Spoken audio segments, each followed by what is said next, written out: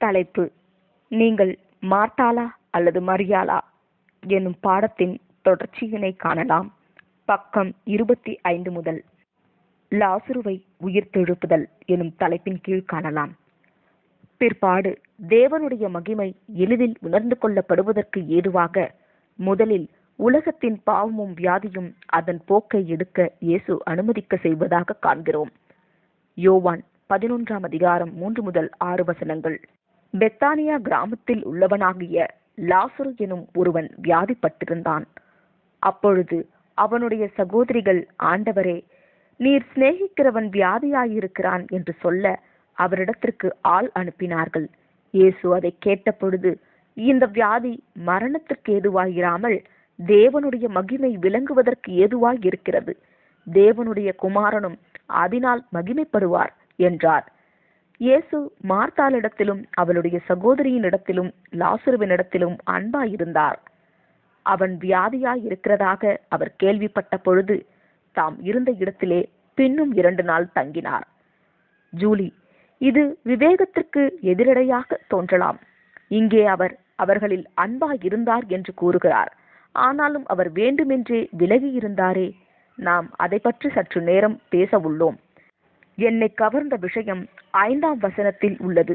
இயேசு மார்த்தாளிடத்திலும் அவளுடைய சகோதரியினிடத்திலும் லாசருவினிடத்திலும் அன்பாயிருந்தார். கர்த்தர் யாரிடத்தில் அன்பாயிருந்தார் என்பதை பற்றி குறிப்பிடுகையில் முதலாவதாக அங்கிருந்த மனிதனான லாசரு வராமல் மாறாக மார்த்தாளே முதலில் வருகிறாள். புதிய ஏற்பாடு முழுவதிலும் ஒரு குறிப்பிட்ட பெயர் கொண்ட ஒருவரை இயேசு அன்பு கூர்ந்தார் என்று சொல்லும் ஒரே இடம் இதுதான். இயேசுவுக்கு அன்பாயிருந்த ஒரு சீஷர் இருக்கிறார். ஆனால் ஒருபோதும் அச்சீஷனுடைய பெயர் பதிவிடப்படவில்லை. இயேசு மார்த்தாளிடத்தில் அன்பாயிருந்தார். அது ஆச்சரியமாக இருக்கின்றதல்லவா? மரியாள் அவளுடைய சகோதரி என்பதாக மாத்திரமே குறிப்பிடப்பட்டிருக்கின்றது. இக்குடும்பத்துடனான இயேசுவின் உணர்ச்சி ரீதியான தொடர்பானது தெளிவாக விளக்கப்பட்டிருந்தது. ஆனாலும் தேவனுடைய மகிமைக்காக சற்று விலகி இருந்தார். யோவான் 11ஆம் அதிகாரம் 7, 11, 12, 14 மற்றும் 15 வசனங்கள். அதன் பின்பு அவர் தம்முடைய சீஷரை நோக்கி, நாம் மறுபடியும் யூதேயாவுக்கு போவோம் வாருங்கள் என்றார். அதற்கு அவருடைய சீஷர்கள், ஆண்டவரே, நித்திரை அடைந்திருந்தால் சுகமடைவான் என்றார்கள். அப்பொழுது இயேசு அவர்களை நோக்கி, லாசரு மரித்து போனான் என்று வெளிப்படையாய் சொல்லி, நான் அங்கே இராததினால் நீங்கள் விசுவாசம் உள்ளவர்கள் ஆகிறதற்கு ஏது உண்டென்று உங்கள் நிமித்தம் சந்தோஷப்படுகிறேன். இப்பொழுது அவனிடத்திற்கு போவோம் வாருங்கள் என்றார். அவர்கள் நினைத்ததை காட்டிலும் தேவனுடைய மகிமை மகா பெரிதாக இருப்பதால் இயேசு வேமென்றே லாசரு மரணமடைய அனுமதித்தார்.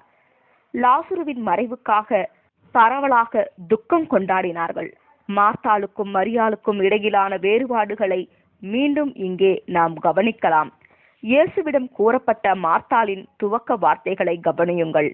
யோவான் 11ஆம் அதிகாரம் 17, 19, 21 வசனங்கள். இயேசு வந்தபோது அவன் கல்லறையில் வைக்கப்பட்டு 4 நாளாயிற்றென்று கண்டார். யூதரில் அநேகர் மார்த்தாள் மரியாள் என்பவர்களுடைய சகோதரனை குறித்து அவர்களுக்கு ஆறுதல் சொல்லும்படி அவர்களிடத்தில் வந்திருந்தார்கள். இயேசு வருகிறார் என்று மார்த்தாள் கேள்விப்பட்ட போது அவருக்கு எதிர்கொண்டு போனாள். மரியாளோ வீட்டிலே உட்கார்ந்திருந்தாள். மார்த்தாள் இயேசுவினிடத்தில் வந்து, ஆண்டவரே, நீர் இங்கே இருந்தீரானால் என் சகோதரன் மரிக்க மாட்டான். ஜூலி, எல்லோரும் எங்கே இருக்கிறார்கள் என்பதை மீண்டும் பார்க்கலாம்.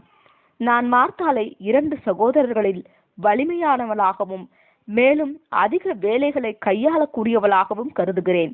இயேசு வருவதை அவர்கள் இருவரும் தெளிவாக கேட்கிறார்கள். ஆனால் மார்த்தாள் எழுந்து வெளியே சென்று அவரை சந்தித்து அவருடன் பேச முடிகிறது. அக்ஷணத்தில் தன்னால் நகரவோ அல்லது எல்லோருக்கும் முன்பாக எழுந்து செல்லவோ முடியாதென்று தோன்றும் அளவிற்கு மரியாள் தனது துயரத்தால் மிகவும் ஆட்கொள்ளப்பட்டிருந்தாள். இவ்வனுபவம் மிகவும் புதியது. அவருக்கு வல்லமை இருந்த போதும் அதை வைத்து அவர் ஒன்றும் செய்யவில்லை என்று அவர்கள் அறிந்த வேளையில் அவ்விரண்டு சகோதரர்களின் அந்நிலைமைகளை பற்றி அபியும் நானும் பேசிக் கொண்டிருந்தோம் மற்றும் அவர்களுடைய இடத்தில் எங்களை வைத்து பார்க்கவும் முயற்சித்தோம். அபி அவர்களே, தாங்கள் எவ்வாறு உணர்ந்திருப்பீர்கள்? அபி, நானும் என் சகோதரனும் மிகவும் நெருக்கமானவர்கள். ஆக நான் மிகவும் நிலை குலைந்து போயிருப்பேன். பின்னர் மார்த்தாள் பதிலளித்த விதத்தில் நானும் பதிலளித்திருப்பேனோ என்றால் நிச்சயமாக என்னால் முடியாதென்றுதான் நினைக்கிறேன். சகோதரனை காப்பாற்ற நீங்கள் சரியான நேரத்தில் இங்கு வந்திருக்கலாமே, ஏன் வரவில்லை என்பது போல நான் கோபமாக இருந்திருப்பேன். அவளுடைய பதில் முற்றிலும் தொடர்புபடுத்தக்கூடிய ஒன்றாகவே உள்ளது. ஜூலி, அவர் வேறுபட்ட கால அளவுகளில் மரித்து போன மற்ற ஜனங்களை உயிரோடு எழுப்பியிருக்கிறார், உயிர்ப்பித்திருக்கிறார். ஆனால் மரித்து 4 நாட்களான ஆனவர்களை அதுவரை எழுப்பியதில்லை. லாசரு மரித்து 10 நிமிடங்களே ஆகியிருந்தால் அவரால் அதை செய்திருக்க முடியும். ஆனால் 4 நாளாயிற்று, சரீரம் ஏற்கனவே அழுக ஆரம்பித்திருக்கும் என அவர்கள் நினைத்திருக்கலாம். இத்தருணத்தில் அவர்கள் எந்த நம்பிக்கையும் அற்றவர்களாயிருந்தார்கள். எதுவும் செய்ய முடியாத சூழல். லாசரு மரித்து போனான். இயேசு இருந்திருந்தால் அதை தடுத்திருக்க முடியும். இயேசுவினுடைய மேசியத்துவ மகிமையை உண்மையாக ஏற்றுக்கொள்ளும் மார்த்தாளின் ஆழமான மற்றும் உள்ளார்ந்த விசுவாசத்தை இப்போது கவனியுங்கள். யோவான் 11ஆம் அதிகாரம் 22 முதல் 27 வசனங்கள். இப்பொழுதும் நீர் தேவனிடத்தில் கேட்டுக்கொள்ளுவதெதுவோ அதை தேவன் உமக்கு தந்தருளுவார் என்று அறிந்திருக்கிறேன் என்றாள். இயேசு அவளை நோக்கி, உன் சகோதரன் உயிர்த்தெழுந்திருப்பான் என்றார். அதற்கு மார்த்தாள், உயிர்த்தெழுதல் நடக்கும், கடைசி நாளிலே அவனும் உயிர்த்தெழுந்திருப்பான் என்று அறிந்திருக்கிறேன் என்றாள். இயேசு அவளை நோக்கி, நானே உயிர்த்தெழுதலும் ஜீவனுமாயிருக்கிறேன். என்னை விசுவாசிக்கிறவன் மரித்தாலும் பிழைப்பான். உயிரோடு இருந்து என்னை விசுவாசிக்கிறவன் எவனும் என்றைக்கும் மறியாமலும் இருப்பான். இதை விசுவாசிக்கிறாயா என்றார். அதற்கு அவள், ஆம் ஆண்டவரே, நீர் உலகத்தில் வருகிறவரான தேவகுமாரனாகிய கிறிஸ்து என்று நான் விசுவாசிக்கிறேன் என்றாள். அபி, இந்த பதில் என்னை சிந்திக்க வைத்தது. ஏனென்றால் அவள் தீர்க்க தரிசனங்களில் நம்பிக்கை வைத்திருந்தாள் என்பதை இது தெளிவாக காட்டுகிறது. எபிரேயர் 11ஆம் அதிகாரம் 19ஆம் வசனமானது ஆபிரகாம் உயிர்த்தெழுதலை நம்பினதை பற்றி பேசுகிறது. அவளும் உயிர்த்தெழுதலை நம்பி இருந்தாள். சமீபத்தில் எனக்கு ஏற்பட்ட கருச்சிதைவு அனுபவத்தை நானும் என் கணவரும் அனுபவிக்கும் வரையில் இந்த உயிர்த்தெழுதல் உண்மையில் அவ்வளவு உண்மையாக எனக்கு தோன்றவில்லை. எங்கள் துயரம் கடினமாயிருந்தது மற்றும் இன்னும் அதிலிருந்து நாங்கள் முழுமையாக மீளவில்லை. நாங்கள் அதை விரைவாக கடக்க விரும்பினோம். ஆனால் அது ஆரோக்கியமானதும் அல்ல, சாத்தியமும் இல்லை. எனவே தன்னுடைய அன்புக்குரிய சகோதரன் உயிர்த்தெழுப்பப்படுவான் என்று மார்த்தாள் நம்பின இந்நிகழ்வால் நான் உண்மையில் தொடப்பட்டேன். அது அவளுக்கு மெய் என தோன்றியது மற்றும் இயேசுவால் அதனை செய்ய முடியும் என்றும் அவளுக்கு தெரிந்திருந்தது.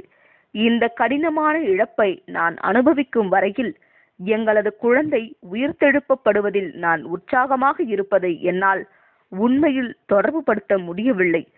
ராஜ்யம் இப்போது எனக்கு மிகவும் மெய்யானதாய் உண்மையானதாய் இருக்கின்றது. மார்த்தாளின் விசுவாசம் வெளிப்பட இயேசு ஏது உண்டாக்கினார். அவர் அதை மெதுவாக தூண்டிவிட்டார். அவள் அதற்கு ஏற்றாற்போல் பதிலளித்தாள். இதன் விளைவாக அவரால் தம்மை பற்றியும் தேவனுடைய மகிமையை பற்றியும் மாபெரும் சத்தியத்தை வெளிப்படுத்த முடிந்தது. அவள் ஈடுபாடுடன் அவருடன் கூட இருந்தாள். இதுவே மார்த்தாளுடைய வீரத்தின் நெஞ்சுரத்தின் ஒரு பகுதியாகும். யோவான் 11ஆம் அதிகாரம் 28ஆம் வசனம். இவைகளை சொன்ன பின்பு அவள் போய் தன் சகோதரியாகிய மரியாளை ரகசியமாய் அழைத்து, போதகர் வந்திருக்கிறார், உன்னை அழைக்கிறார் என்றாள். மார்த்தாள் புத்துணர்ச்சி பெற்றாள். அவள் இயேசுவிடம் பேசினாள். அவர் அவளுக்கு நம்பிக்கை கொடுத்தார். இங்கு இப்போது நான் அவனை எழுப்பப் போகிறேன், கொஞ்சம் நேரத்தில் நீங்கள் சந்தோஷம் அடைவீர்கள் என்று அவர் கூறாததை கவனியுங்கள். அவர் இதை பற்றி எவ்வித குறிப்பும் கொடுக்கவில்லை. அவர் அவர்களுடைய விசுவாசத்தை அதுவாகவே வெளிவர அனுமதித்தார். அவளுடைய சகோதரியை கூட்டிக் கொண்டு வருவதை அவளுடைய அடுத்த உள்ளுணர்வாக இருந்தது. இப்போது நாம் மரியாளின் மனவேதனைகளை பற்றி பார்க்க போகிறோம். யோவான் 11ஆம் அதிகாரம் 29, 32 முதல் 35 வசனங்கள். அவள் அதை கேட்டவுடனே சீக்கிரமாய் எழுந்தாள்.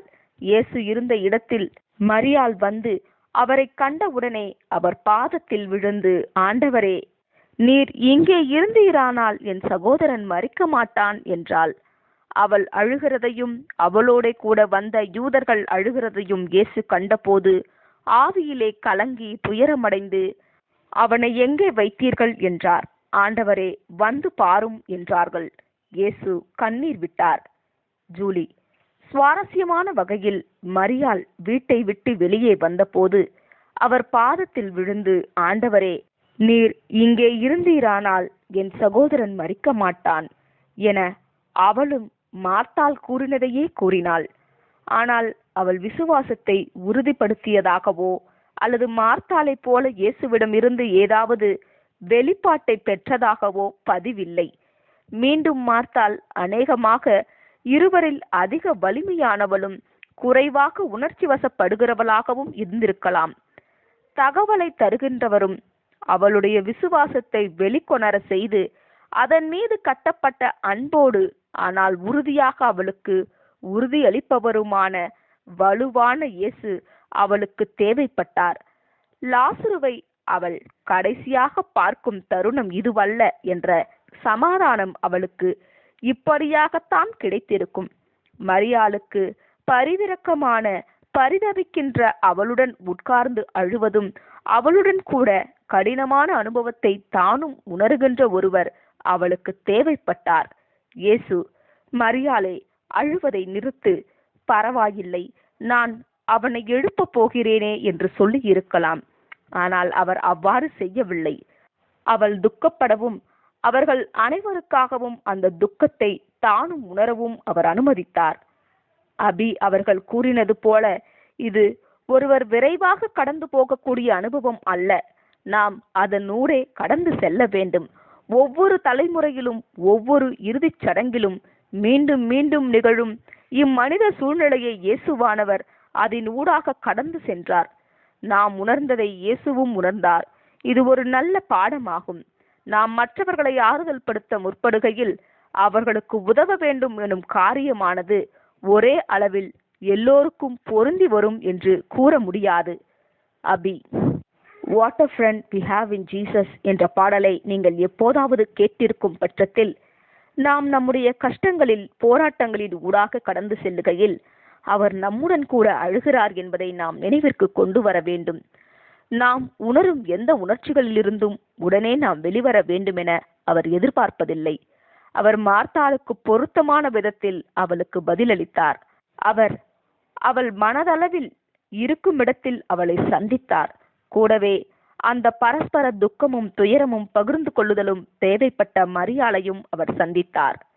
இருவர் பெற்றிருந்த மனநிலையில் எந்த தவறும் இல்லை. மாறாக அவர்கள் வித்தியாசமாக இருந்தார்கள். இயேசுவால் வித்தியாசத்தை காண முடிந்தது மற்றும் தேவைக்கேற்ப ஒவ்வொருவரிலும் அவ்வித்தியாசத்தை நிரப்பவும் முடிந்தது. வேதாகமத்தின் மிகச்சிறிய வசனம் யோவான் 11:35 உள்ள இயேசு கண்ணீர் விட்டார் என்பதாகும். இது தம்மை சுற்றியுள்ளவர்களின் துயரத்தில் அவரும் பங்கு கொண்டார் என்பதை சுருக்கமாக உள்ளடக்கி இருக்கிறது. அவர் அவர்களுடன் சேர்ந்து அந்த துக்கத்தை தம்முடையதை போலாக்கி கொண்டார். இது அவர் மரியாளை வெளிவர அனுமதித்து அவளுக்கு ஆறுதல் அளித்ததின் ஒரு பகுதியாகும். அவளுக்கோ வார்த்தைகள் ஆறுதலாக இருந்திருக்காது. அவளுடன் சேர்ந்து அழுவதே ஆறுதலாக இருந்தது. இதற்கு பிறகு அவர்களின் சகோதரனை எழுப்பும் காட்சி நிகழ்ந்தது. இது அவர்கள் எதிர்பார்ப்பை தாண்டிய அதிகமான ஒரு காரியமாகும். மரியாளுக்கும் மார்த்தாளுக்கும் தங்கள் சகோதரனை ஜீவனுக்கு எழுப்புவதற்கு முன்பு இயேசுவிடமிருந்து அவர்களுக்கு தேவையானது கொடுக்கப்பட்டது. அவர்களின் அனுபவமானது இயேசு நம்மை அறிந்திருக்கிறார் என்பதை காட்டுகின்றது. மார்த்தாள் அற்புதமான விசுவாசத்தையும் வளர்ச்சியையும் காட்டியிருந்தார். மரியாளின் அனுபவமும் இதே முடிவுகளை தந்ததா? இச்சகோதரிகள் நமக்கு எவ்வளவு முக்கியமானவர்கள் என்பது இப்போது நமக்கு தெளிவாகிறது. நாம் ஒவ்வொருவரும் இயேசுவோடு தொடர்பு படுத்தும் பல்வேறு வழிகளையும் நமக்கு தேவையானபடி இயேசு நம்மோடு தொடர்புபடுத்தும் அவரது வல்லமையின் பல்வேறு வழிகளையும் அவர்கள் வரையறுக்கின்றார்கள். இயேசுவை பின்தொடர்வதென்பது ஏதோ எல்லோருக்கும் ஒரே விதமாக இருக்கும் ஓட்டம் அல்ல. மாறாக அது நாம் மற்றவர்களுடன் கூட கடந்து செல்லும் தனிப்பட்ட பாதையாகும். 3. மார்த்தாள் மீண்டும் பணிவிடை செய்தல், மரியாள் இயேசுவின் பாதங்களை அபிஷேகம் செய்தல் எனும் தலைப்பின் கீழ் காணலாம். இந்நிகழ்வு இயேசுவின் பூமிக்குரிய ஊழியத்தின் முடிவில் நிகழ்ந்தது.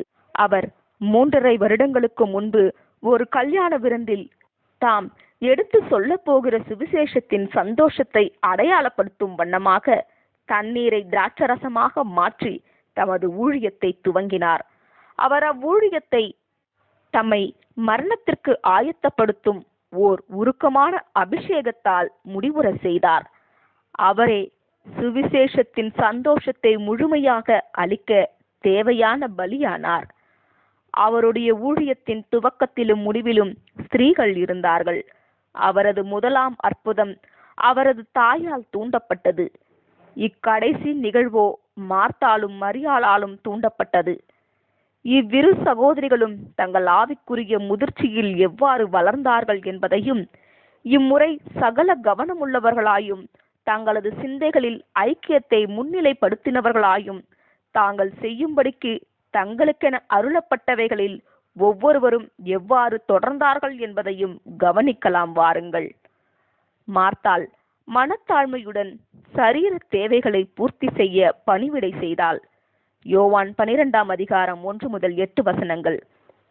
பஸ்கா பண்டிகை வர 6 நாளைக்கு முன்னே இயேசு தாம் மரணத்திலிருந்து எழுப்பின லாசரு இருந்த பெத்தானியாவுக்கு வந்தார். அங்கே அவருக்கு ராவிருந்து பண்ணினார்கள். மார்த்தாள் பணிவிடை செய்தாள். லாசருவும் அவருடனே கூட பந்தி இருந்தவர்களில் ஒருவனாயிருந்தான். ஒவ்வொருவரும் தங்களின் உண்மையான குணத்தை வெளிக்காட்டும்படிக்கு வளர்ந்திருந்தார்கள். தாங்கள் யார் என்பதில் அவர்கள் இப்போது ஸ்திரமாயிருந்தார்கள். மார்த்தாள் பணிவிடை செய்து கொண்டிருந்தாள். ஆனால் இம்முறை கிருபையுடனும் மனத்தாழ்மையுடனும் மற்றும் மகிழ்ச்சியுடனும் அதனை செய்து கொண்டிருந்தாள். அவள் இனி ஒருபோதும் மனக்கலக்கமடைந்து கவலையுற்றிருக்கவில்லை. அவளது பணிவிடையானது மரியாளுக்கு அபிஷேகம் செய்ய தேவையான நேரம் அமைவதற்கு ஏதுவான வாய்ப்பை ஏற்படுத்தி தந்தது. லாசருவும் அங்கு ஐக்கியம் கொண்டிருந்தான். ஜூலி. மார்த்தாளினால் மரியாளுக்கு இச்செயலை செய்ய இடம் கிடைத்தது. இங்குதான் இச்சகோதரிகளினுடைய உறவின் அழகானது தெரிகின்றது. அவர்கள் இருவரும் சூரிய சந்திரன் போல எதிர்மாறானவர்களாயிருந்தாலும் தங்களுக்கு அருளப்பட்டுள்ளதிலிருந்து அவர்கள் இருவரும் ஒருமிக்க இயேசுவிற்கு ஊழியம் செய்தார்கள். மார்த்தாளின் ஊழியமானது இயேசுவை போஷிப்பதாக இருந்தது. அவருக்கு இது தேவைப்பட்டிருக்கும். ஏனென்றால் வரப்போகின்ற காரியங்கள் கடினமாக இருந்தன. ஊழியம் செய்வது அவளுடைய ஈவாக இருந்தது. மரியாளுக்கு தன்னுடைய ஊழியத்தை செய்ய இடம் கிடைக்க செய்தபடியினால் இக்காரியத்தில் மார்த்தாள் பாராட்டுக்குரியவளாகிறாள். ரிக் அவர்களின் அனுபவம். முன்பு ஒரு வானொலி நிகழ்ச்சியாக இருந்த இந்த வானொலியை 20 ஆண்டுகளுக்கு மேலாக நிகழ்த்தி வருவதற்கான பாக்கியம் எங்களுக்கு கிட்டியிருக்கிறது. ஒவ்வொரு வாரமும் நாங்கள் சுவிசேஷத்தை பற்றி பேசவும், யாரெல்லாம் கேட்கிறார்களோ அவர்களுக்கு நற்செய்தியை கொண்டு செல்லவும் எங்களால் முடிகின்றது. இது எப்படி சாத்தியமாகிறது? என்னை பொறுத்தவரையில் ஒவ்வொரு வாரமும் வானொலியை நிகழ்த்த தேவையான அனைத்தையும் ஒழுங்குபடுத்த அதிக வேலைகள் செய்ய வேண்டி இருக்கிறது. இது ஒரு பெரிய சவாலாகும் மற்றும் என்னுடைய துணைவியாரான டெரிகா அவர்களின் உதவி இல்லாமல் என்னால் இதை செய்ய முடியாது. ஒலிபெருக்கியில் மைக்ரோபோனில் ஒலிக்கும் குரல் அவருடையதாக இராமல் போனாலும் ஒலிபெருக்கியில் ஒலித்து கொண்டிருக்கும் என்னுடைய குரலுக்கு பின்னால் இருக்கும் சக்தி என் துணைவியாரே. ஒவ்வொரு நாளும் நான் காரியங்களை செய்ய ஏதுவாக அவள் எனக்கு வசதி செய்து கொடுக்கிறாள். சமாளிக்க வேண்டிய பல புறம்பான விஷயங்களை பற்றி நான் கவலைப்பட வேண்டியதில்லை எனும் அளவிற்கு அவள் என் வாழ்க்கையை மாற்றியுள்ளாள். அவள் காரியங்களை கவனித்துக் கொள்கிறாள். ஒவ்வொரு நாளும் எனக்கு தேவையான ஆயத்தங்களை செய்ய எனக்கான நேரமும் இடமும் இருக்கிறதா என்பதை உறுதி செய்கிறாள். இது ஏதோ ஒரு முறை மாத்திரம் நடக்கவில்லை, மாறாக எப்போதுமே நடந்து வருகிறது. ஆக இந்த ஒளி வீசும் சாக்கியத்துடன் மார்த்தாள் ஊழியம் செய்ததை நினைக்கும் போதெல்லாம் என்னுடைய சொந்த மனைவியே என் நினைவுக்கு வருகிறாள். நான் செய்வதை செய்யும் திறனை அவள் எனக்கு தருகிறாள். மற்ற கிறிஸ்டியன் கொஷின் தன்னார்வலர்களுடன் தொடர்பு கொள்ளும் திறனையும் அவளுடன் வேலை செய்ய ஒரு நம்ப முடியாத சந்திக்கும் இடத்தையும் தேவன் எனக்கு வழங்கியுள்ளார். ஆனால் என்னுடைய சொந்த மார்த்தாள் இல்லாமல் என்னால் ஒரு நாள் கூட இதை செய்ய முடியவில்லை. திரைமறைவில் இருக்கும் ஹீரோவின் மதிப்பை நான் பெறுகிறேன். மரியாள் மனத்தாழ்மையுடன் ஆவிக்குரிய தேவைகளுக்காக பணிவிடை செய்தாள். அப்பொழுது மரியாள் வெளியேற பெற்ற களங்கமில்லாத நலதம் எனும் தைலத்தில் ஒரு ராத்தல் கொண்டு வந்து அதை இயேசுவின் பாதங்களில் பூசி தன் தலைமயிரினால் அவருடைய பாதங்களை துடைத்தாள். அந்த வீடு முழுவதும் தைலத்தின் பரிமளத்தினால் நிறைந்தது. இது ஓர் உள்ளார்ந்த அனுபவமாகும். ஆன போதிலும் இரு சகோதரிகளும் தங்களால் இயன்றதும் அங்கு அவசியமாயிருந்ததுமான ஊழியத்தில் ஈடுபடவே செய்தார்கள். ஆக இருவரும் சமமான அளவில் ஆசீர்வதிக்கப்பட்டவர்களே, பாக்கியவதிகளே. ஜூலி, அக்கலாச்சாரத்தில் பெண்களின் வாழ்க்கை எப்படி இருக்கும் என்பதை பற்றி அபி அவர்கள் முன்பு பேசினார்கள். ஆக தன் தலைமயிரினால் அவருடைய பாதங்களை துடைப்பதென்பது அந்நாளில் ஒழுக்கக்கேடாக கருதப்பட்டிருக்கக்கூடும்.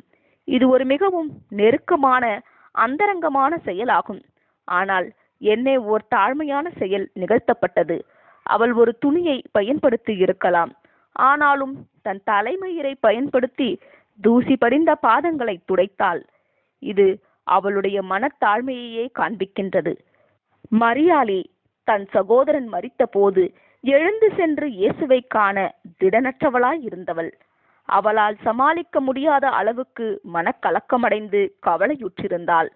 இப்போதோ முன்பில்லாத அளவிற்கு அவள் இன்னும் தைரியமாக வெளிவர ஆரம்பித்தாள். இது இயேசுவின் பாதமண்டை அமர்ந்ததை காட்டிலும் மேலானதாகும். இது ஆழமானதும் பற்றுதலுள்ளதுமான வகையில் உற்சாகமாக தீவிரமாக ஈடுபடும் செயலாகும். அங்கிருப்பது இயேசு என்பதால் அவள் கவலைப்படவில்லை. அவர் ஏற்கனவே தாம் சந்தித்த ஒவ்வொருவரின் உள்ளத்தையும் புரிந்து கொள்வார் என்பதை நிரூபித்திருந்தார். நாம் வாசித்துக் கொண்டிருக்கும் யோவான் 12 உள்ள வசன பகுதியானது அனைவரும் எப்படிப்பட்டவர்கள் என்பதை விளக்குகிறது. மார்த்தாள் மகிழ்ச்சியுடன் பணிவிடை செய்தாள். லாசரு தன்னுடைய கர்த்தருடன் ஐக்கியம் கொண்டிருந்தான். மரியாள் தியாகமும் மனத்தாழ்மையும் உள்ளவளாய் வித்தியாசமான முறையில் பணிவிடை செய்து கொண்டிருந்தாள். வேறொருவனுடைய உண்மையான குணமும் அங்கு வெளிப்பட்டது. யூதாஸின் மோசமான குணம் வெளிப்பட்டது. அப்பொழுது அவருடைய சீஷரில் ஒருவனும் அவரை காட்டிக் கொடுக்க போகிறவனுமாகிய சீமோனுடைய குமாரனாகிய யூதாஸ் காரியோத்து இந்த தைலத்தை 300 பணத்துக்கு விற்று தரித்திரருக்கு கொடாமல் போனதென்ன என்றான்.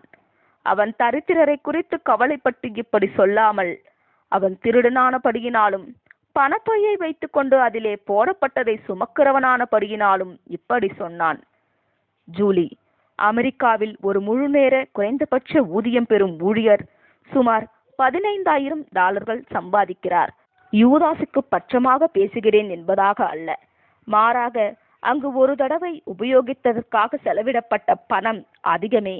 அந்த பணத்தை கொண்டு உண்மையில் அநேக தரித்திரர்களுக்கு உணவளித்திருக்க முடியும். எப்படி அவளால் நறுமண தைலத்திற்காக $15,000 செலவழிக்க முடிந்தது? இயேசு மரிக்கப் போகிறார். இவரே உலகத்தின் இரட்சகர். இவருடைய பணியானது இப்போதிலிருந்து இன்னும் கொஞ்சம் நாட்களில் நிறைவேறப் போகிறது. இது பின்னர் அதே விவரத்துடன் முறையானதை, அவரை அடக்கம் செய்ய ஏதுவானதை செய்ய அவர்களுக்கு நேரம் கிடைக்காமல் போகக்கூடிய ஒரு காரியத்தை செய்யும் வாய்ப்பை ஏற்படுத்தி தந்தது. கீழே அமர்ந்து அவளது தலைமயிரினால் தம்முடைய பாதங்களை துடைக்க தயாராக இருந்த அப்பெண்மணியுடைய மனத்தாழ்மையின் மற்றும் ஊழியத்தின் மூலமாக அவருடைய பலியானது கனப்படுத்தப்படுகிறது என்பதற்கான தேவனுடைய அங்கீகாரமாக, அனுமதியாக இயேசு இதனை கண்டார். மேலும் யூதாஸ் தரித்திரரை குறித்து கவலைப்பட்டு இப்படி சொல்லாமல் அவன் அவர்களை ஒரு சாக்காக பயன்படுத்தினான். அப்பணம் ஒருவனுடைய கையில் கிடைத்தால் ஒரு சமயத்தில் அதில் ஒரு பணம் கூட இழக்க துணிய மாட்டாத அளவிற்கு அதிகப்படியான பணம் அது. உண்மையான குணங்கள் வெளிவந்தன. கடினமானவற்றை சமாளிக்க கூடியவர்களாய் இயேசு தம்மை பின்பற்றுவோரை ஆயத்தம் செய்தார். அவரை பின்பற்ற வேண்டாம் என முடிவு செய்தவராய் இருந்த யூதாசே ஒழுங்கு பண்ண முடியாதவராயும் இருந்தார். இயேசுவின் ஞானமான மனத்தாழ்மையும் மரியாதையும் இதோ. அப்பொழுது இயேசு அவளை விட்டுவிடு, என்னை அடக்கம் பண்ணும் நாளுக்காக இதை வைத்திருக்கிறாள். தரித்திரர் எப்பொழுதும் உங்களிடத்தில் இருக்கிறார்கள், நான் எப்பொழுதும் உங்களிடத்தில் இரேன். மத்தேயு பின் வருவனவற்றை சேர்க்கிறார். மத்தேயு 26ஆம் அதிகாரம் 12-13 வசனங்கள். இவள் இந்த தைலத்தை என் சரீரத்தின் மேல் ஊற்றினது என்னை அடக்கம் பண்ணுவதற்கு எத்தனமான செய்கையாய் இருக்கிறது. இந்த சுவிசேஷம் உலகத்தில் எங்கெங்கே பிரசங்கிக்கப்படுமோ அங்கங்கே இவளை நினைப்பதற்காக இவள் செய்ததும் சொல்லப்படும் என்று மெய்யாகவே உங்களுக்கு சொல்லுகிறேன். ஜூலி. மரியாள் தனது செயல்களுக்கு ஆதரவாக எதிர் பேசாதது இது 2வது முறையாகும். இயேசுவே மீண்டும் அவளுக்காக பேசினார். ஏனென்றால் அவளுடைய இருதயம் சரியான நோக்கத்துடன் சரியானதை செய்கிறது என்கிற அறிவில் அவள் மன நிறைவடைந்திருந்தாள். இயேசுவிற்கு காலம் குறைவாக உள்ளது, அவர் விரைவில் மரிக்கப் போகிறார் என்ற உண்மையை மரியாளால் உணர முடிந்ததென்பது சுவாரஸ்யமானது. லூக்கா 9ஆம் அதிகாரம் 46ஆம் வசனம் மற்றும் 22ஆம் அதிகாரம் 24 ஆகிய வசனங்களில் சீஷர்கள் தங்களில் எவன் பெரியவனாயிருப்பான் என்கிற வாக்குவாதத்திற்கு அதிக நேர விரயம் செய்து கொண்டிருந்தார்கள். பல சமயங்களில் பெண்கள் அதிக உள்ளுணர்வு உள்ளவர்களாய் இருக்கிறார்கள். எனவே சுவிசேஷ செய்தியை உள்வாங்கி நம் சார்பாக தேவன் தமது குமாரனை பலியாக கொடுத்த அந்த அன்பை உண்மையில் புரிந்து கொள்ளுதல் என்று வருகையில் நமக்கு ஸ்திரீகளுக்கு ஓர் அனுகூலம் இருக்கவே செய்கிறது.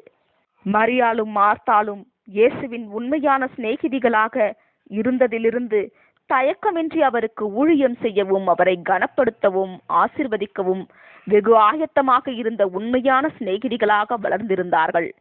ஜூலி. மரியாளையும் மார்த்தாளையும் நாம் முதலில் சந்தித்த போது அவர்களின் கதை 100க்கும் குறைவான வார்த்தைகளில் விவரிக்கப்பட்டிருந்தது. ஆயினும் கூட இது இன்று நமக்கு பொருத்தமான பாடங்களுக்கும் மேல் அதிகமான பாடங்களை கண்டறிய எங்களை அபியையும் என்னையும் வழிவகுத்தது. அபி. இம்முழு கதையுமே நம்மால் இவ்வளவுதான் கற்றுக்கொள்ள முடியும் என்று நாம் நினைத்திருப்பதை காட்டிலும் தேவன் நம்மில் இன்னும் அதிகமானதை காண்கிறார் என்பதை காட்டுகின்றதென்று நான் நினைக்கின்றேன். நாம் அதிக திறன் கொண்டவர்கள் என்பது அவருக்கு தெரியும்.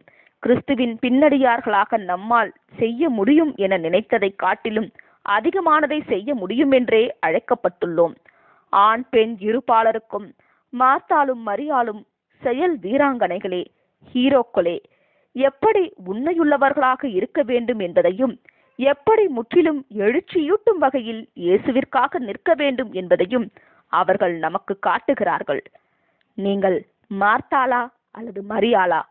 அனைவரும் நம்முடைய கர்த்தரும் எஜமானருமானவருக்கு எப்படி விசேஷித்த வகையில் ஊழியம் செய்ய முடியும் என்று தங்களை தாங்களே கேட்டுக்கொள்ள வேண்டும்.